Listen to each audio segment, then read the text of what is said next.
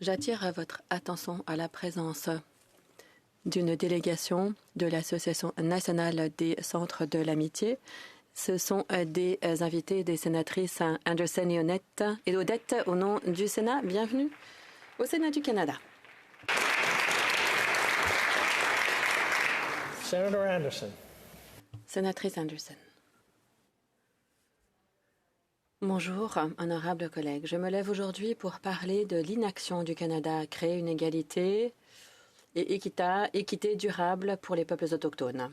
Neville Bonner a dit « En tant qu'autochtones, nous devons encore nous battre pour prouver que nous sommes des êtres humains comme les autres. » Le 14 février 1831, M. Everett, un politicien, diplomate et orateur du Massachusetts, s'est levé à la Chambre aux États-Unis pour dire « Ici, au centre de la nation, sous les portiques du Capitole, ouvrons solennellement l'heure nouvelle des promesses violées et de la foi ternie.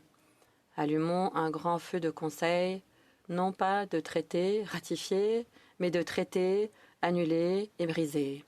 Envoyons dans nos archives des parchemins sans valeur et brûlons-les à la lumière du jour. Il y aura quelques soupirs d'humanité lorsque nous accomplirons cet acte solennel. Ils ont été négociés pour des considérations de valeur. Nous gardons la considération et brisons le lien. »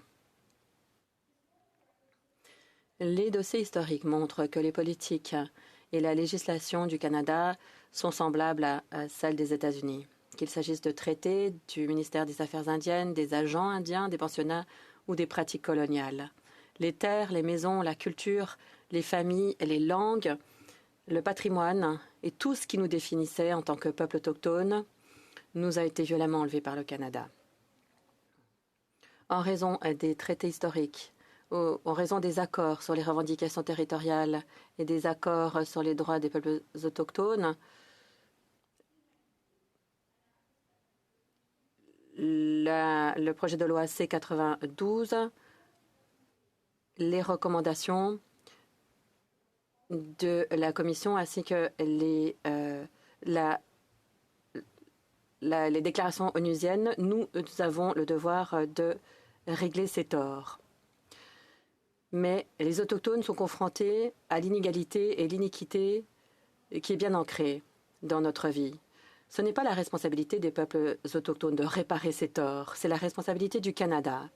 Et cette responsabilité s'étend à nous lorsque nous adoptons des lois. Au Sénat, nous devons tenir en compte la réalité des peuples autochtones et l'impact des textes de loi lorsque l'égalité et l'équité n'existent pas.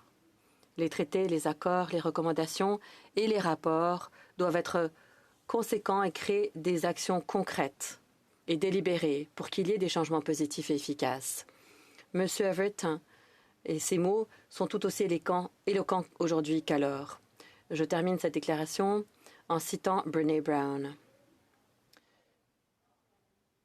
Pas quand, pas plus tard, nous sommes dignes d'amour, aujourd'hui et maintenant, à cette minute même, telle qu'elle.